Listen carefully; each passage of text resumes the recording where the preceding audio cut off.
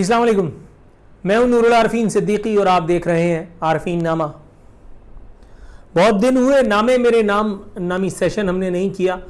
कुछ ऐसे पैगाम जमा हो चुके थे अपने देखने वालों की जानिब से, अपने व्यूअर्स की जानिब से, कि जिनको शो में इनकॉर्पोरेट करना बहुत ज़रूरी था, क्योंकि जब तक तनकीद ना हो तब तक मज़ा नहीं आता। और अगर कहते हैं ना कि वो तारीफ़ ना हो तो फिर आदमी को आगे बढ़ने का, मज़ीद काम करने का, उसमें वो लगन पैदा नहीं होती।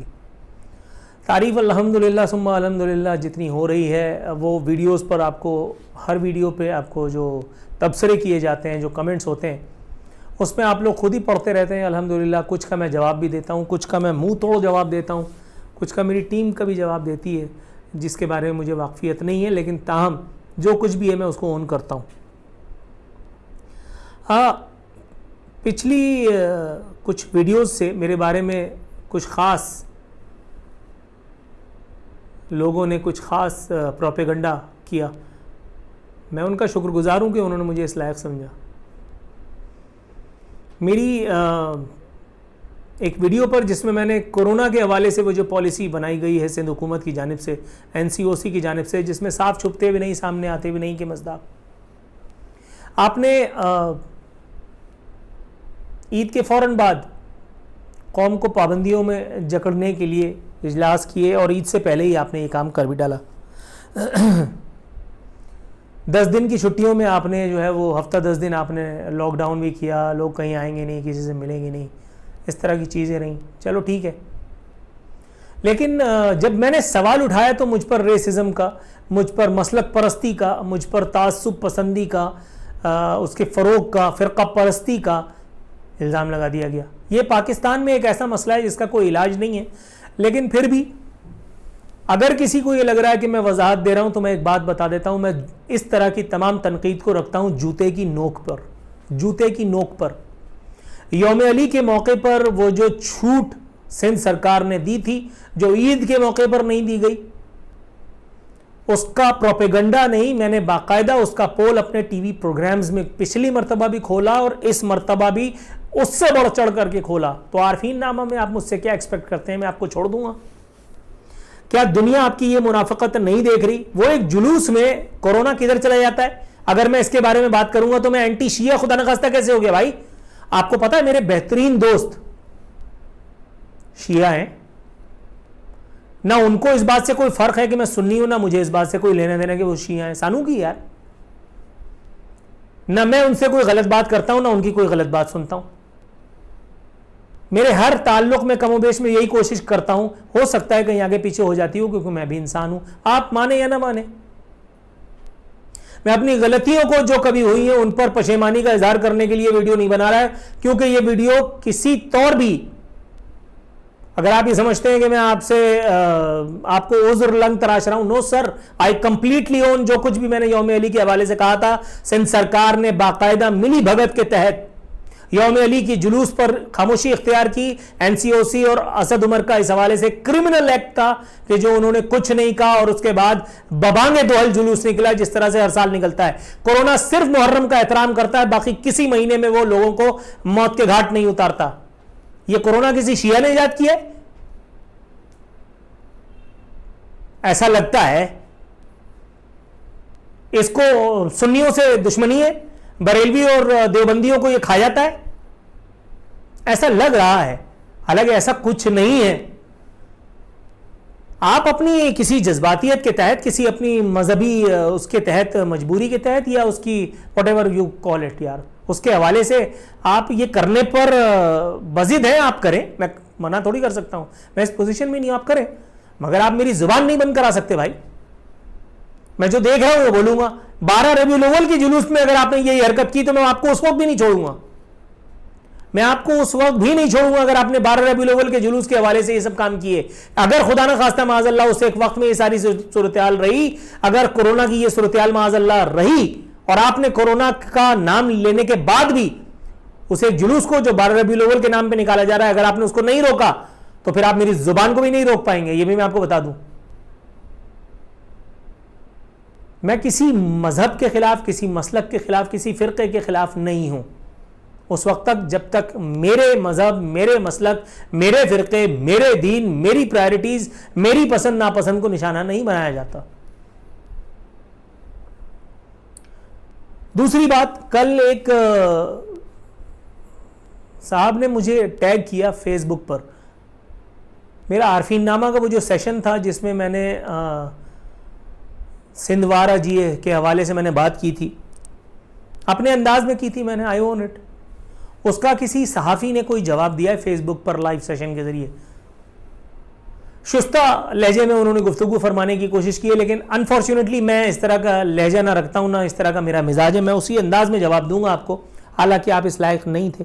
हज़रत, आपने बार बार ये कहा कि आपने मेरे कुछ प्रोग्राम्स देखे हैं। आपने पहले तो मुझे बहुत छोटा करके दिखाने की कोशिश की, फिर आपने कहा अच्छा उनके प्रोग्राम्स मैंने देखे हैं, लेकिन उसमें वो पीपल्स पार्टी की हरकतों के सबब एंटी नेशनल, उनका वो एंटी नेशनल, एंटी सिंधी, ये कैसे हो सकता है?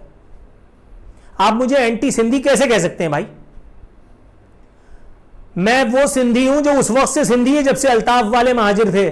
मेरे भाई, मुझे एमक्यूएम के एक यूनिट इंचार्ज ने मुंह पे थप्पड़ मारा था 1992 में, जब मैं मैट्रिक का इम्तिहान पास करके और कॉलेज में दाखिले के चक्कर में था।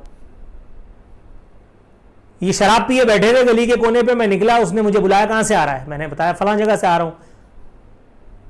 इंटरव्यू करने लगा, हम कहां रहते हैं? मैंने कहा सिंध में। उसने मेरे मुंह पे थप्पड़ मारा कि हम सिंधी हैं। मैंने कहा हाँ। फिर उसने मुझे एक और थप्पड़ मारा, क्या लगा तुझे किसने कहा है? मैंने कहा भाई पाकिस्तान सिंध में, सिंध कराची में, कराची में सिंध है, तो हम सिंधी नहीं हुए? उसने कहा नहीं, हम महाजर हैं कराची वाले। मैंने कहा अच्छा ठीक है। दूसरा थप्पड़ थोड़ी खाना था मुझे उस वक्त। I was just 14 years of as.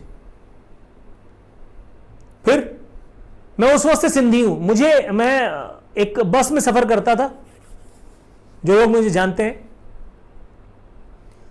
गुरु मंदिर जाने के लिए मैं एक ऐसी बस में सफर करता था जिसमें अक्सरियत नॉन उर्दू स्पीकिंग्स की थी। मैं उनके साथ ही सफर करता था। जाहिर है कि मेरे लिए अलग बस तो नहीं आएगी, और मैं अलग कोई आसमान से उतरा था जो मेरे लिए अलग बस आती। वहां पे एक कॉटन का कलफ लगाया हुआ कपड़ा पहने हुए और बाकायदा टोपी एक मखसूस लगाए हुए, एक मखसूस चादर पहने हुए एक साहब अमिताभ बच्चन बने हुए और कलफ लगा के और अकड़ा के गर्दन बैठे हुए थे। गलती से शायद मैं स्क्रिप्ट लिख रहा था अपने मोबाइल पे, तो मेरा पैर शायद उनके पैर पे चला गया। वो उठे और उन्होंने सिंधी में पता नहीं टेंटे टेंटे करना शुरू कर दिया। मैंने कहा भाई क्या बोल रहा है? लेकिन मैंने अंदाज से उन्होंने उर्दू में बोलने का जहमत नहीं की, मैंने उनके अंदाज से अंदाज़ा लगाया कि ये मुझे कुछ ऑल फॉल बक रहे हैं। तो मैंने उनसे कहा, फिर मैंने जो कहा वो आप समझ सकते हैं। मैंने ख्वाजा इज़ारुल हसन को मैंने क्या कहा था, बस मैंने वही सब कुछ कहा। उसके बाद हमारी बहस तूल पकड़ गई, तो मैंने उसको कहा, मैंने कहा तू मुझे एमक्यूएम वाला समझ रहा है क्या? मैंने कहा मेरे बाप दादा इस मट्टी में गड़े, मैं असली शुद्ध सिंधी हूं, उर्दू बोलने वाला सिंधी हूं मैं। लेकिन अगर तुम अपनी तासुब परस्ती में आओगे तो मैं असियल मटरवा हूं, असियल मटरवा, नस्ल दर नस्ल मटरवा। इसी किस्म की कुछ मैंने उस पर तबर्रेबाजी की। आप यकीन कीजिए, मैं कोई जिसको कहते हैं फैब्रिकेशन से काम नहीं लेता, अल्लाह और उसका रसूल गवाह है। उसने मेरा माथा चूमा, मुझे अपनी जगह पे बिठाया, जबकि मैं मना करता रहा, और उसने अपनी टोपी मेरे सर पे पहना दी। मैंने कहा भाई ये टोपी आप ही को मुबारक हो, मैं टोपी नहीं पहनता, मैं मस्जिद में जाते हुए टोपी नहीं पहनता, क्योंकि ज़रा उस वक्त उम्र का भी तकाजा था, तो मैं कहता था मेरे बाल ख़राब हो जाएंगे।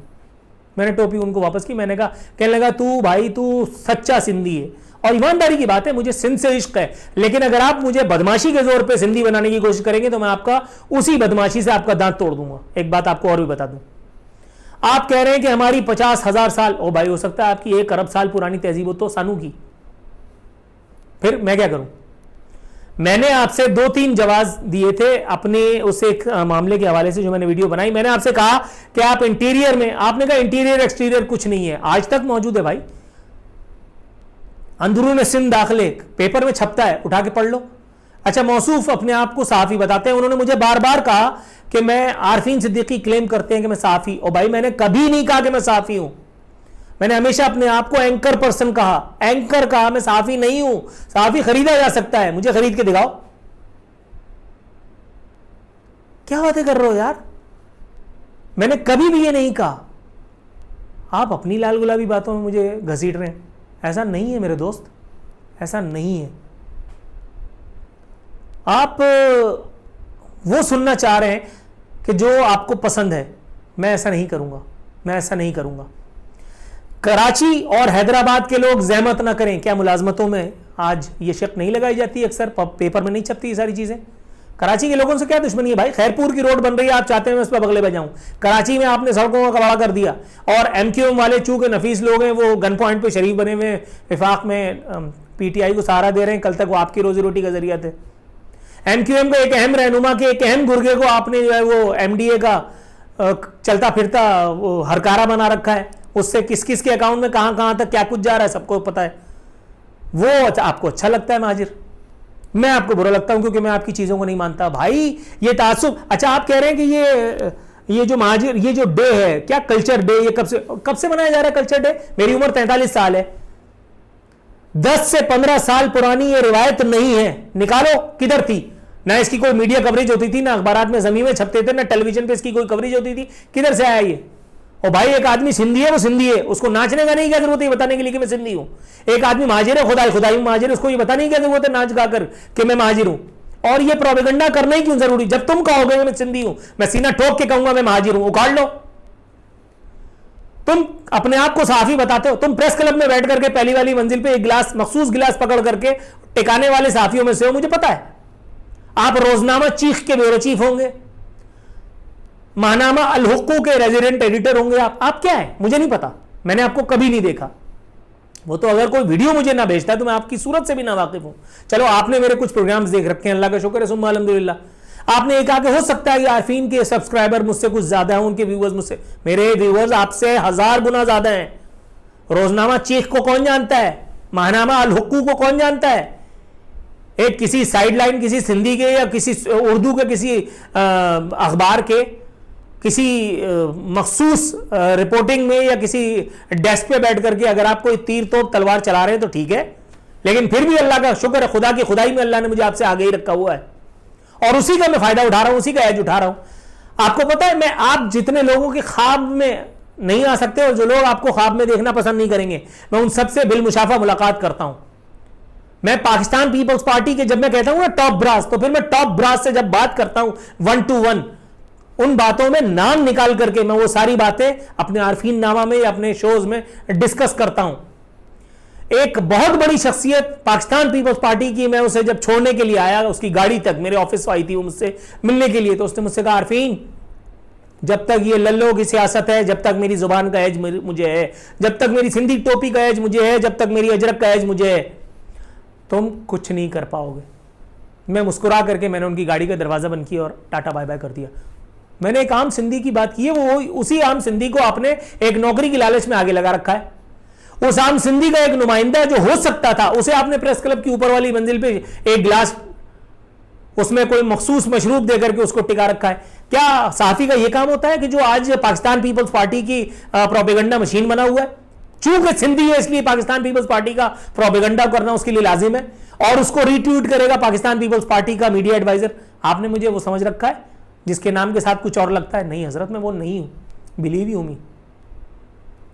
तो बहरहाल आपको इतनी कवरेज भी जिंदगी में कभी भी नहीं मिलती। बहरहाल आप आरफीन सिद्दीकी का शुक्रिया अदा करें कि मैंने आपको इतनी इज्जत बख्शी कि मैंने आपके उन एतराजात का जवाब यहां पे दिया, क्योंकि ये देना बनता था। कराची में तरक्की के नाम पर सबको मौत आती है, लेकिन कराची से फैज पाने वाला विफाक भी, कराची से फैज पाने वाला सूबा भी सिर्फ इसलिए कराची के लोगों को नहीं पूछता क्योंकि कराची के जो मामे चाचे हैं, महाजिर कौमी मूवमेंट, मुत्तहिदा कौमी मूवमेंट वाले, वो बिकाऊ हैं। उनको खरीद करके आपने अपनी रोजियां हलाल की हुई हैं। एक बात याद रखिएगा, वो बिक सकते हैं। अगेन सुम्मा अल्हम्दुलिल्लाह, तमाम तारीफें अल्लाह रब्बुल इज़्ज़त को ज़ेबा हैं। मुझे खरीदने का ख्वाब सोच करके देख लो सिर्फ, फिर मैं बताता हूँ।